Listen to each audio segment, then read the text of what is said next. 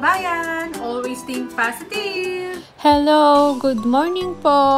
Ayan, welcome to my channel, Pinay Life in Aussie. Nagbabalik po. Pasensya na po, ngayon lang po ako nakapag-upload at nakapag-edit kasi nga po, nitong mga nakaraang araw, hindi po maganda yung pakiramdam natin. So, hindi ako makapag-edit.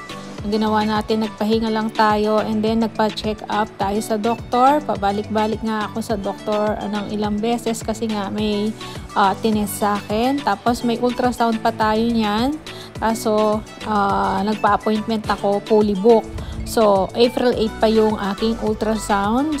Tapos babalik tayo uli kay doktor. So yun, kaya ngayon lang po talaga ako nakapag-edit at nakapag-upload. Siya nga pala, yung pinagkakaabalahan ko dyan ay yung nag-transfer tayo ng mga tanim na pechay. Yung binili ni Mr. ng mga pechay. Tapos nagpabili din ako sa kanya ng buto. Buto ng pechay. So ayan, tinanim ko sa mga pasong maliliit na yan. Tsaka dun sa pinagpunlaan ko. So nagpunla tayo ng mga buto ng pechay. So, yun. Hintayin na lang natin kapag tumubo sila. Tapos, ito pala, update sa kalamansi ko. Yung time na yan, so late upload na lang po kasi to. Hinarvest ko na po yung mga bunga na yan. Papakita ko na lang po dyan. Tapos, yung talbos ng kamote, nag-harvest na rin tayo. Unang-unang harvest natin dun sa ating mga sundalong talbos na kamote. Kasi pwede na. Tapos, ayan yung ating kalamansi, diba? May mga bulaklak pa siya. Tapos, ito yung talbos natin dito. Yung unang-unang tanim natin yan, yung galing sa kamote na binabad ko, diba? Tinanim ko dyan. So, yan. Naka-4 na beses na harvest na ata ako dyan eh. Kaya yan, kukuhanan din natin dyan. Tapos, ito yung mga sundalo ko na maganda na yung mga dahon. Ayan, dami na, di ba? Pwede na siyang harvestan. Sabi nga ni Mr., kuhanin ko na raw yan para mas lalong lumago daw yung mga dumami yung dahon niya. So, sabi ko, sige, kukunin ko na yan. Katalbusin na natin para mailuto natin. Lalo na kailangan ko yan kasi kulang ako sa dugo. Yun. Tapos, ayan, diba? So, papakita ko dyan, kukuhanin natin. Tapos, ipiplex ko din yung aking mga talong. May bunga na lumaki na yung bunga. Ayan, medyo umano na siya. So, dalawang variety kasi yung talong na nabili namin yan nung tinanim namin nung maliliit pa yan. Hindi ko alam na ganyan siya. Ang bunga niya medyo matabang, hindi ko alam, parang punggok, no? Hindi ko alam kung bansot siya o ano. So yan, tingnan natin kung lalaki pa yung mga yan. Kasi dun sa kabila naman, matangkad na ano ba tawag dito? Payat na mahaba. So, dalawang variety kasi yung talong natin. Nung nabili natin, tiga-6. So, yan, papakita ko sa inyo dyan yung isa. Yan, ang sinasabi ko, mahabang payat yan pag lumaki siya. Tapos, may mga bulaklak na yung iba, Ayan, di ba? Yung ating talong, tumatangkad na sila, nagkaroon ng bulaklak. So, yan. Tapos, meron pala kaming nabili rin na passion fruit. So, hindi ko pa siya naililipat. Pag ililipat natin yan.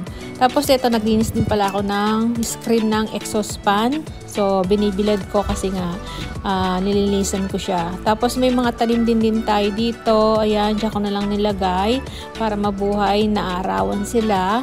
Pag ipapasok ko yung isa sa mga yan, kukunin ko. Tapos, yung mga halaman natin dyan. So, okay pa rin naman. Tapos, ayan, so, na tayo.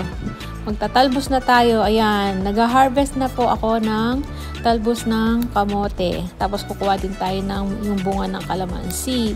So ayan po, sorry po kung ngayon lang po ako nakapag-upload. Bali, last week pa po yung na-film ko to. So ngayon ko lang po talaga siya na-upload. So yan lang po. I've seen a lot of change, been through a lot of pain. Some things are not the same as they were a year ago, but all will be okay. I move on each and every day. The past is where it stays, way back a year ago. I've changed for the better this time. I thought I would never be fine. I strive just to say I'm alright. And for the first time in a long time, I'm alright. I've seen a lot of change, been through a lot of pain. Some things are not the same as they were a year ago, but all will be okay. I move on each and every day. The past is where it stays, way back a year ago.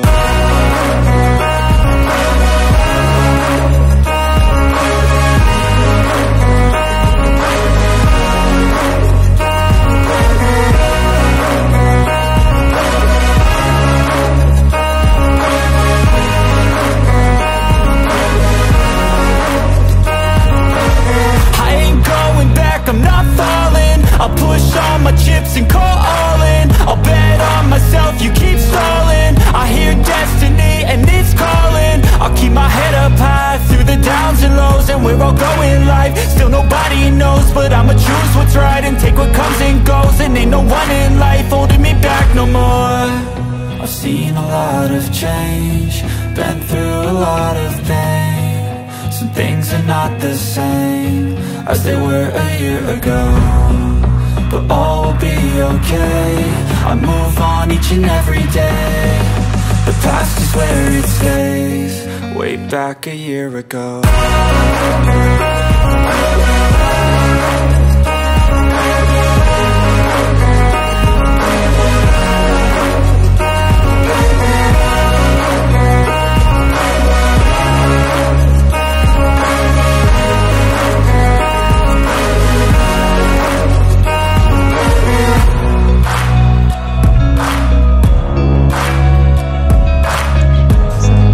Pasok na tayo dito. Ayan. O, diba? Ito yung mga na-harvest natin. Hindi ko na siya dinamihan. Hindi ko lahat kinuhanan yung ating talbos. Ayun pala yung, ating kalamansi. Kahit ilang piraso lang yan.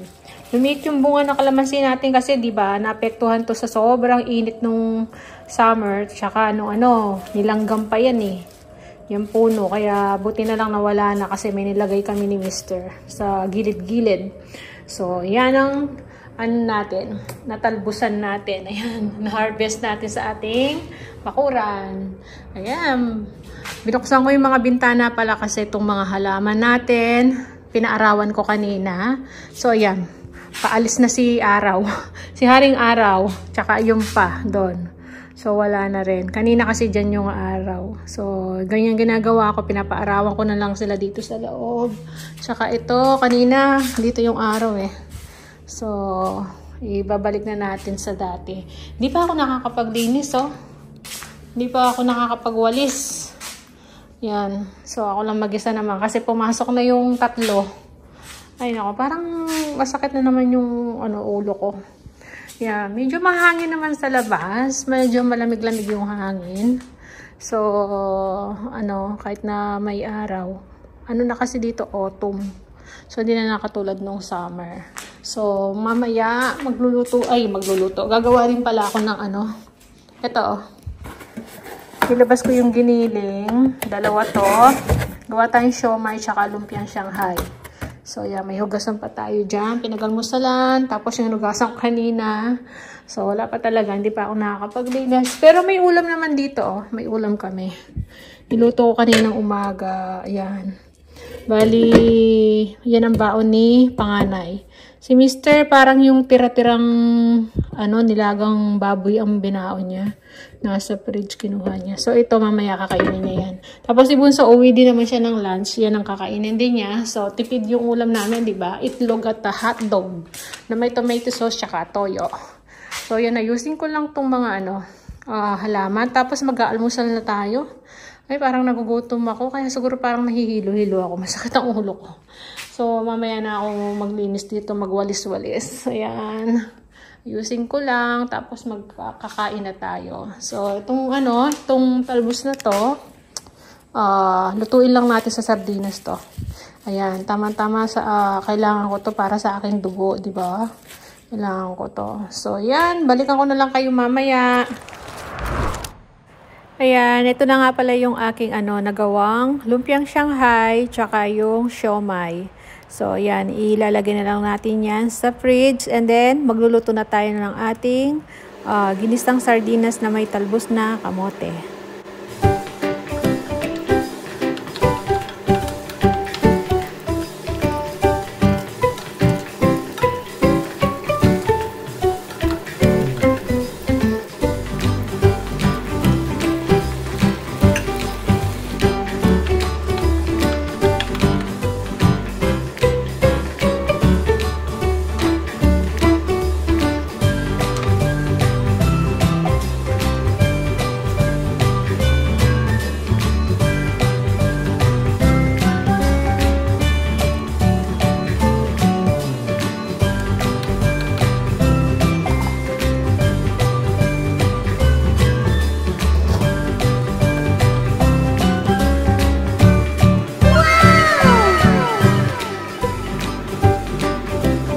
So yan, luto na yung ating ginisang talbos na kamote na may sardinas. So kakain na po tayo. Sorry po, late upload lang po talaga to. So kita-kita na lang po tayo sa mga susunod naming video. See ya!